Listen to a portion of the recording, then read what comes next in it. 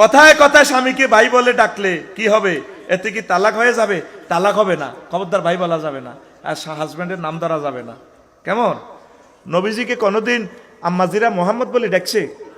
আবার অনেক আম্মাজিরা স্বামীকে নাম ধরি বলে। শাহাবুদ্দিন ভাইয়ের মতো যারা বড় বেশি আদর করে, সাবু কামিয়ার ডাকা যাবে না। আর উনিও ভাবির নাম ধরি ডাকে, ফিঙ্কু ভাবি নাম ধরে ডাকে, সাবু আসো, ডাকা যাবে না। আর স্বামীর নামে স্ত্রীর নাম রাখা যাবে না, ডাকা যাবে না। আয়েশা সিদ্দিকা কি বলছে? আয়েশা মোহাম্মদ কি বলছে? আয়েশা সিদ্দিকা খাদিজা বিনতে কোয়েলত, বাপের নামের লগে আম্মাজিরা করবেন। কেমন? স্বামী যত আদরের হোক, মহব্বতের হোক, স্বামীর নাম ইউজ করবেন না, এটা সুন্নার খেলাফ। দেখছো তো, ইসলামের সব তরিকা আছে। এই তরিকা ধরলে তো ম্যাডাম ও আটকিব নি, মহাসচিবের ম্যাডাম আটকিব নি, ওনার আব্বার নামের সাথে রিলেটেড করতে হবে।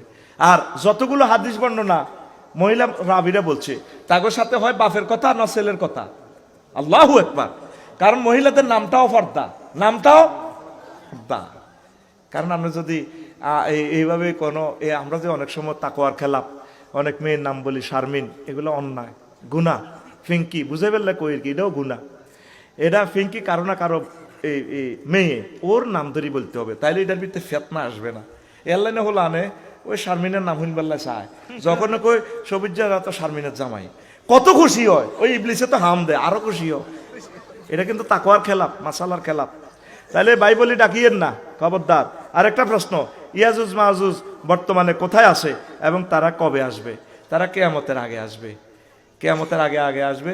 তারা ওই যে বাদশাহ জুলকারনাইন, এই যে বাদশাহ জুলকারনাইন যে দুই দেওয়ালের মাঝে দেওয়াল টাঙ্গাইছেন, সূরা কাহাফের তাফসিরটা পড়িয়েন, সেখানে আছে।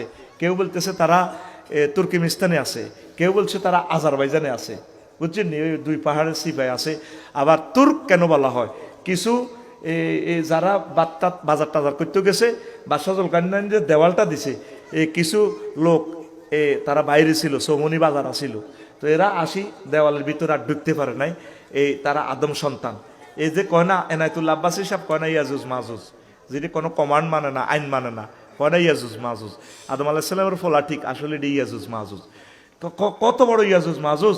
22,000 গেলে 10 বছর 40 কোটি মানুষের রিজিক হাতে গাইলিছে একা। ফ্লাইওভার করতে, 4 লাইন করতে যত টাকা লাগে 100 বছরে, 100 বছরের রিজিক একো লাগাই ইলিছে। এতেরে কি কয়? ইয়াজুজ মাহুজ। এতেরে কি কয়? ইয়াজুজ মাহুজ। এই জন্য তুর্কি, তুর্ক মানে রেখে দেওয়া। এই কিছু ইয়াজুজ মাহুজ পৃথিবীতে এখনো আছে। আর কি পাহাড়ের ভিতরে কিয়ামতের আগে আগে এটা খুলে দিব। সূরা কাহাফের তাফসীর পড়বেন, নতুবা সম্পূর্ণ বয়ান এখানে দেওয়া সম্ভব নয়।